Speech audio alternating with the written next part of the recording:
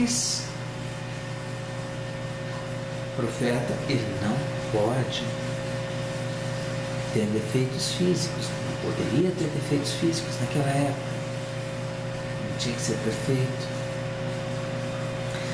Jesus ainda conversando, mandou que Pedro guardasse a espada. Presumo eu que naquela hora aquele moço estava olhando aos céus, falando: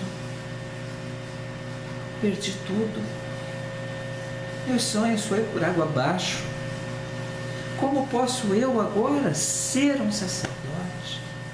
Como posso eu agora estar junto de Deus? Como posso eu servir agora, sendo que me falta um pedaço? Mas Jesus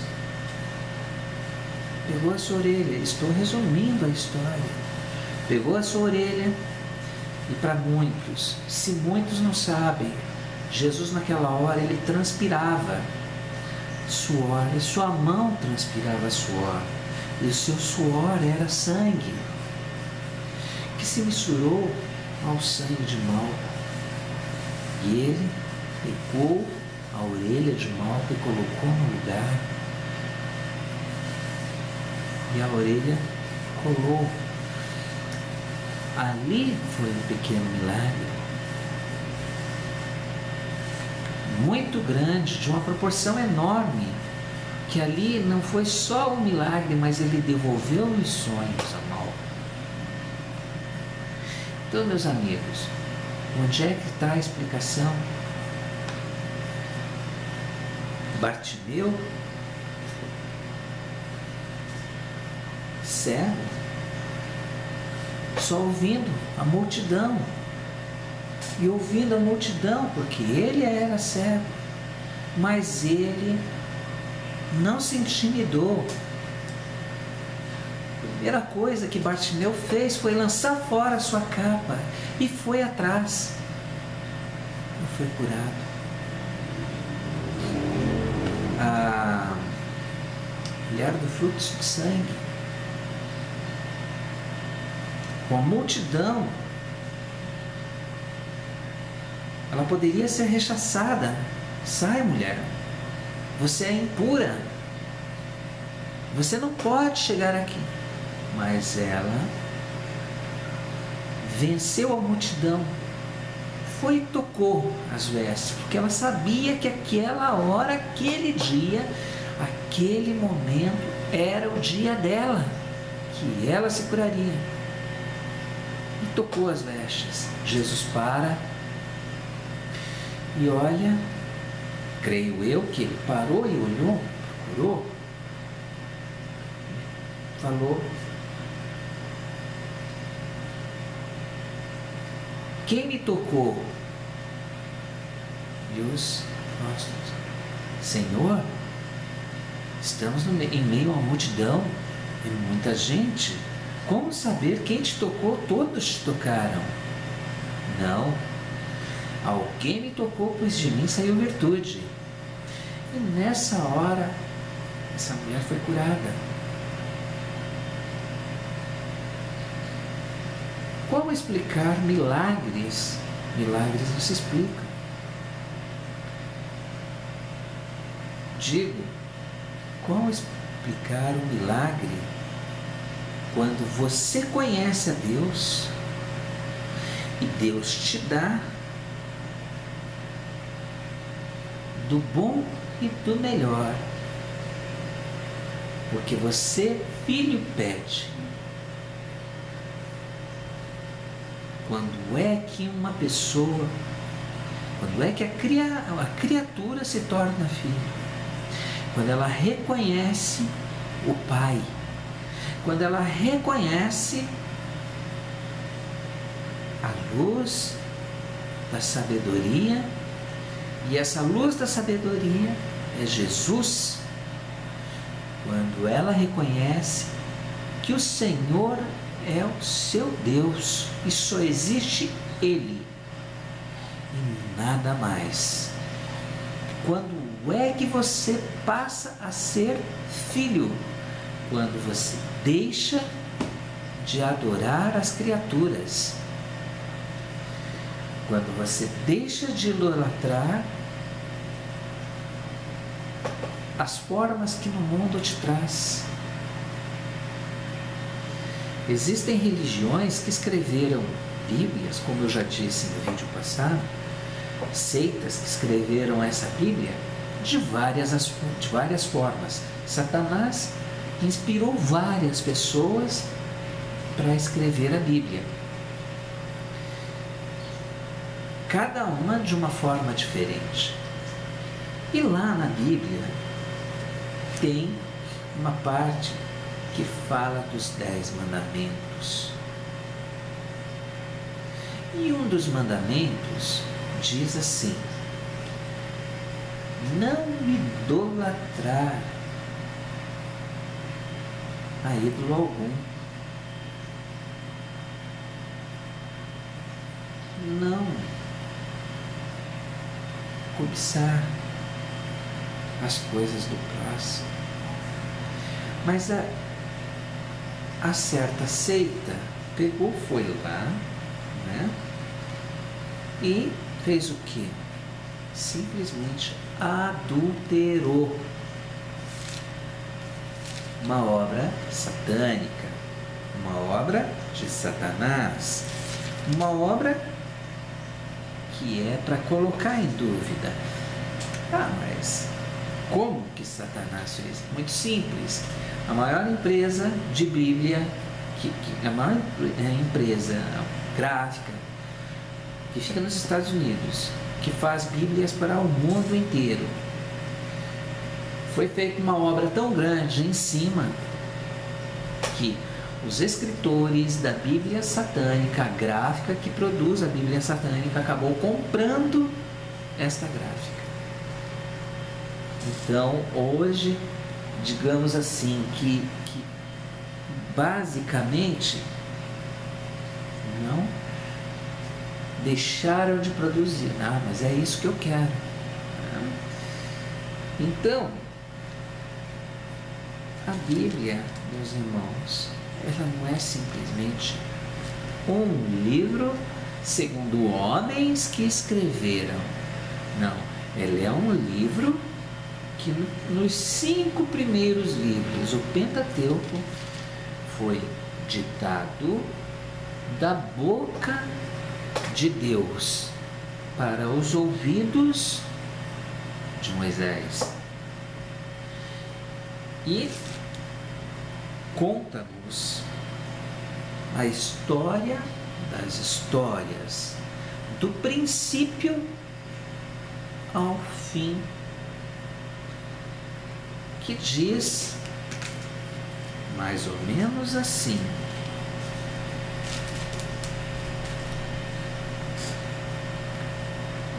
no princípio criou Deus os céus e a terra.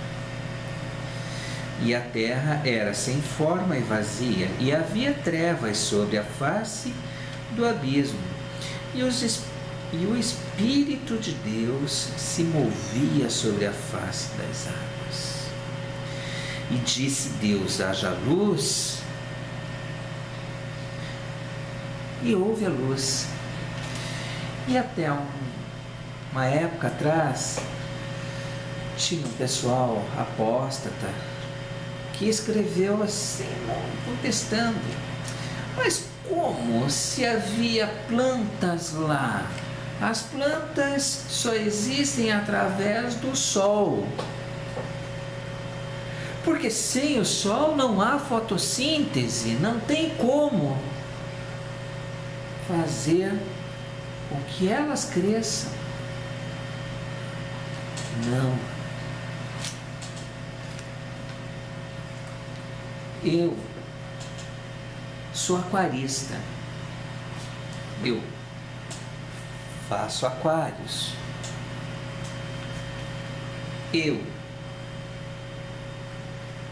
Antes de fazer um aquário, o que eu faço? Lógico, caixa de vidro, mas eu coloco as pedras ou as plantas, coloco a água, e essa água, essas pedras, o substrato que é colocado, passa por um período, uma quarentena antes dos peixes irem, que se chama biologia, fazendo com que essa biologia se desenvolva, para que mais tarde eu possa, daqui a 30, 40 dias, colocar os peixes, porque o ambiente, aquele pequeno ecossistema já está aclimatado, biologicamente falando. Ah, mas nós estamos falando de planta crescendo. Sim.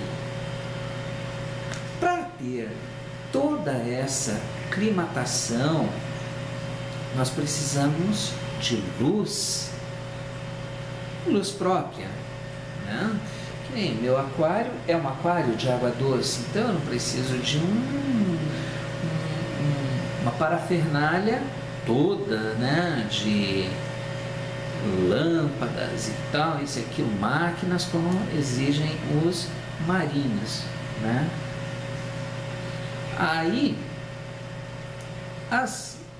a própria lâmpada, ela vai, a luz, ela vai produzindo, né, o efeito que eu busco. Se tem plantas, ela vai produzindo a fotossíntese, sim. Então, não necessariamente que eu preciso de um sol para que as plantas cresçam. Pois eu, como aquarista, conheço pessoas que fazem plantações, tem plantas, né, em determinados cômodos de sua casa ou de lugares da sua casa, que não existem, não bate a luz do sol direto. Há uma lâmpada ali, uma azul, né, para dar rica na fluorescência azul, na cor azul, né? A gente tem uma temperatura lá que se chama, que é medida em kelvins, né, que é a cor da luz, e isso vai produzindo a fotossíntese, né? Então, então é um princípio biológico, é um princípio, né, simples, quando você está conhecendo, quando você estuda. Mas voltando lá, então, essa pessoa, mas precisava isso, é uma ignorância as pessoas acreditarem que era desse jeito no princípio, tá, mas volta aqui a falar, meus amigos, milagre não se explica. Se Deus onipotente, onisciente, único, no universo único, quando eu digo universo, eu não digo o nosso, eu digo na galáxia, eu não sei o tamanho disso, porque eu sou muito pequeno para saber o tamanho do lugar no mapa, o grão de areia aqui na Terra. Eu não sei, mas Ele é muito grande, porque se Ele, vejam bem, pegou as águas do mundo na concha de suas mãos, quão grande é esse Deus, quão poderoso é esse Deus. Alguns podem estar vendo e falando, pieguismo, não. Ignorância é não crer nisso. Ignorância é não ver que esse Deus é único. Ignorância é achar que se eu fizer um despacho, um ebó, matar um bicho, um carneiro, um isso, um aquilo, um cavalo, um boi, para tal entidade que ela vai me dar tudo. Mentira! O único que dá é Deus. E a única coisa para você ser reconhecido como filho é crer. Você não precisa de um altar, no entulho de louças, de barro, de madeira, seja lá do que for, para crer que Deus existe.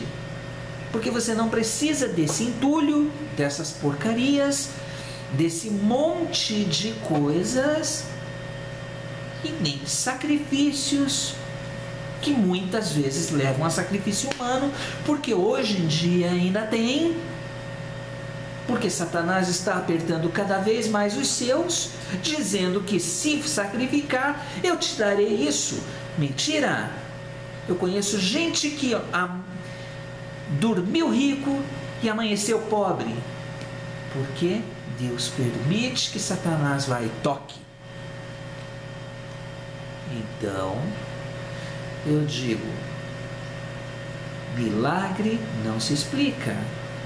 A única coisa que Deus pede é que você creia que Ele é o teu Deus e que Jesus é teu único Salvador. Esse Deus, Jesus e o Espírito Santo é que tocam, que movem a vida e te levam além. O segredo da vitória em Cristo, ser vitorioso em Cristo, é crer que Deus é teu único e suficiente Salvador. Que Deus é único, não erguendo a Ele touros, vacas, bezerros, cavalos, bois, carneiros, seja lá o que for de ouro. Não erguendo amontoado de louça, como se é feito no candomblé. Não orando, ou melhor, não rezando para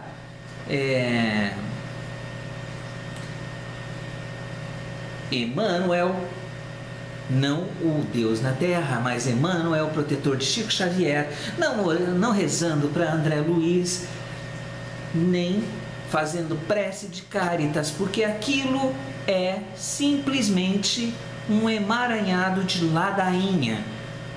Ladainha, porque todos vão falar as mesmas coisas. Existem hoje vários tipos de espiritismo. Se fosse tão bom, existiria um só, que seria o Espiritismo decodificado por Allan Kardec. Não existiria o racionalismo que saiu do Allan Kardec, que saiu do Espiritismo kardecista. Não existiria a Umbanda, que foi uma mistura de catolicismo com kardecismo, com pagelança, com uma série de outras coisas. Não existiria candomblé, não existiria culto a orixá, não existiria culto a Orumilá. Para quem não sabe, Orumilá na África, na Nigéria, em Benin, aquelas bandas de lá, é o culto à divinação, ou seja, culto ao adivinho, que se chama Babalaô. Babalaô, para quem não sabe, Babá é pai e Louó é o segredo. Então, Babalaô é o pai do segredo. Pai do segredo, nada, porque o futuro a Deus pertence. E todo cartomancista, quiromancista, seja lá o que for, ele sempre vai falar, se ele mesmo fala é porque ele se contradiz. O futuro a Deus pertence, a mais ninguém pertence esse futuro. Porque Satanás não tem poder e demônio nenhum tem o poder de saber o que é o futuro. Encerramos aqui hoje e eu falo, em nome de Jesus, a vitória em Cristo é uma só.